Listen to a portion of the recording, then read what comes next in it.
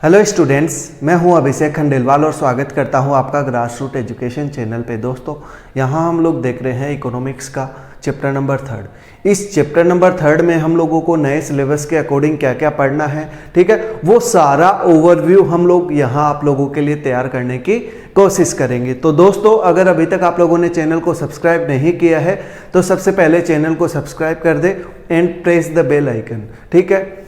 अब यार दोस्तों, एक चीज़ याद रखना कि जब भी हम लोग तैयारी करते हैं 12th एग्ज़ाम के लिए, ठीक है, तो हम लोगों को ये सारी चीज़ें पता होनी चाहिए कि इस चैप्टर के अंदर पर्टिकुलर क्या क्या पढ़ना है। और ऑब्जेक्ट यही है कि इस वीडियो को बनाने का कि आपको पता रहे कि इस चैप्टर के अंदर कौन कौन से पर्टिकुलर टॉपिक हम लोगों को पढ़ना है। तो सारा ओवरव्यू है जितना भी, वो आप लोगों का तैयार हो जाएगा। पर्टिकुलर अगर आपको कोई भी टॉपिक पढ़ना हो तो आप हमें कमेंट के माध्यम से बता सकते हैं। तो चलो देखते हैं इस चैप्टर के अंदर क्या क्या पढ़ना है। देखो, आपका जो चैप्टर नंबर 3 है कंसेप्ट ऑफ डिमांड, इसके अंदर हम लोगों को क्या पढ़ना है। सबसे पहले हम लोगों को पढ़ना है मीनिंग कि डिमांड होती क्या है, उसके बारे में हम लोगों को पढ़ना है। फिर दूसरा कंसेप्ट अगर हम लोग ले तो उसके अंदर है आपका डिमांड शेड्यूल। देखो, डिमांड शेड्यूल हम लोगों को यहाँ पढ़ना है कि दो टाइप के डिमांड शेड्यूल होते हैं, इंडिविजुअल डिमांड शेड्यूल और मार्केट डिमांड शेड्यूल। उनको हम लोगों को यहाँ समझना पड़ेगा। फिर अगर डिमांड शेड्यूल को आप ग्राफिकली रिप्रेजेंट करते हो तो कहलाता है कर्व।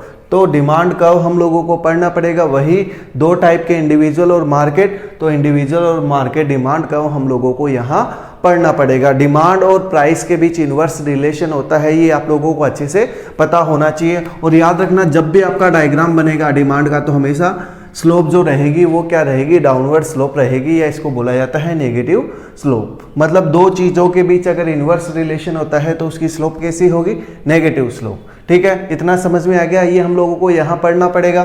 फिर है फैक्टर्स डिटरमाइनिंग डिमांड। ऐसे कौन कौन से फैक्टर है जो क्या करते हैं, डिमांड को डिटरमाइन करते हैं। तो मैंने यहाँ लिख रखा है, इनको अच्छे से हम लोग बाद में कंप्लीट करेंगे। देखो, the price of the commodity, commodity का खुद का प्राइस क्या है वो डिटरमाइन करता है। Income of the consumer, consumer की इनकम क्या है वो।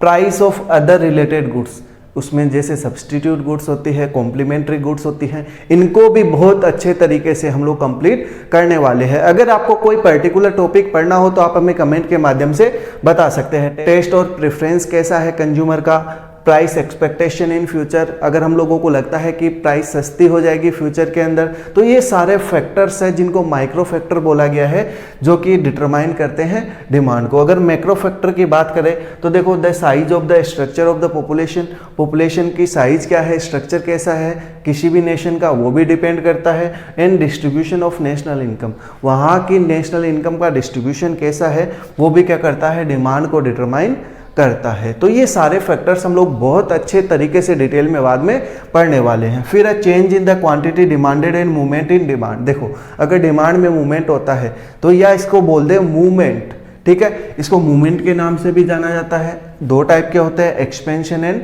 कॉन्ट्रैक्शन। अगर कमोडिटी के खुद के प्राइस में चेंजेस होते हैं तो वो क्या होता है, एक्सपेंशन एंड कॉन्ट्रैक्शन। इसी को क्या बोला जाता है, मूवमेंट बोला जाता है। इसको हम लोग अच्छे तरीके से ग्राफिकली कैसे रिप्रेजेंट करते हैं, ये सारी चीज़ें बहुत ही अच्छे तरीके से हम लोग पढ़ने वाले हैं।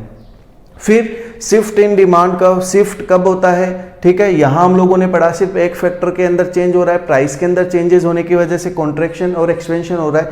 अदर फैक्टर्स की वजह से अगर कुछ चेंजेस होता है तो वो शिफ्ट कहलाता है। तो दो टाइप के शिफ्ट होते हैं आपके, राइट और अपवर्ड शिफ्ट, लेफ्ट और डाउनवर्ड शिफ्ट। देखो, अगर ये कहलाता है हमारा राइटवर्ड शिफ्ट, और अगर इससे नीचे की तरफ चेंज हो तो ये कहलाता है लेफ्टवर्ड शिफ्ट। इसको हमें कैसे दिखाते हैं वो भी हम लोग बहुत ही अच्छे तरीके से यहाँ समझने वाले हैं, ठीक है। फिर इसके बाद हमारा नेक्स्ट टॉपिक है law of demand. What is law of demand, ये सारी चीजें तो हम लोगों ने पढ़ ली कि डिमांड होती क्या है। अब हमारा एक लॉ है जिसको हम लोग बहुत अच्छे तरीके से पढ़ने वाले हैं कि अदर थिंग्स रिमेनिंग कांस्टेंट, जो प्राइस है और जो क्वांटिटी है उसके बीच कैसा रिलेशन होता है, इनवर्स रिलेशन होता है। वो सारी चीज़ें, अजम्पशंस क्या होती है, कैसे डायग्राम बनता है, वो सारी चीज़ें बहुत ही अच्छे तरीके से हम लोग डिटेल के अंदर पढ़ने वाले हैं। फिर है हमारा डेरिवेशन कि लो ऑफ डिमांड का डेरिवेशन कहाँ से होता है, कि हम लोगों ने पढ़ा है कि 1 कमोडिटी केस में कैसे डेरिवेशन होता है, 2 कमोडिटी केस में कैसे डेरिवेशन होता है। तो ये डेरिवेशन लिख रखे हैं, इन्हीं डेरिवेशन को बहुत ही अच्छे तरीके से हम लोग समझने वाले हैं, ठीक है। फिर है reasons of the operation of the law of demand कि लॉ ऑफ डिमांड के लागू होने के क्या क्या रीज़न है वो हम लोग यहाँ पढ़ने वाले हैं, जिसमें आपका इनकम इफेक्ट हो गया, सब्सटीट्यूशन इफेक्ट हो गया। ये ऐसे क्वेश्चंस है जो एग्जाम के अंदर बार बार आते रहते हैं, तो इनको हम लोगों को बहुत अच्छे तरीके से पढ़ना। फिर है exception of the law of demand, कुछ ऐसी चीजें होती है जो एक्सेप्शन मतलब अपवाद होती है, जो लॉ ऑफ डिमांड के अंदर नहीं आती, जैसे गिफन गुड्स हो गई, प्रेस्टिजियस गुड्स हो गई, वेबलेन इफेक्ट हो गए। ये सारी चीजें होती क्या होते हैं वो भी हम लोग यहाँ पढ़ने वाले हैं, ठीक है। गिफन गुड्स क्या होती है इसको भी बहुत अच्छे तरीके से हम लोग समझने वाले हैं।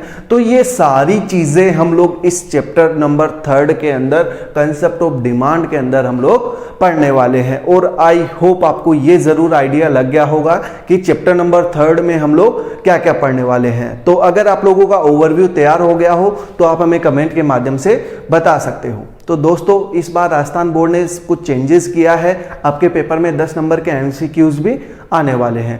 अगर पूरे एमसीक्यूज का कलेक्शन आप लोगों को चाहिए तो आप हमें इंस्टाग्राम पे भी मैसेज कर सकते हैं। हमारी इंस्टाग्राम आईडी है ग्रासरूट एजुकेशन। हम आप लोगों को पीडीएफ फाइल जो है वो प्रोवाइड करवा देंगे, जिसमें लगभग 200 से 250 क्वेश्चंस का कलेक्शन है, वो आप लोगों के लिए इनफ होगा, ठीक है दोस्तों। तो आई होप आपको इन्फॉर्मेशन पसंद आई होगी। तो अगर दोस्तों इन्फॉर्मेशन पसंद आई हो तो वीडियो को लाइक करें, चैनल को सब्सक्राइब करें और दोस्तों के साथ शेयर जरूर करें। Thank you.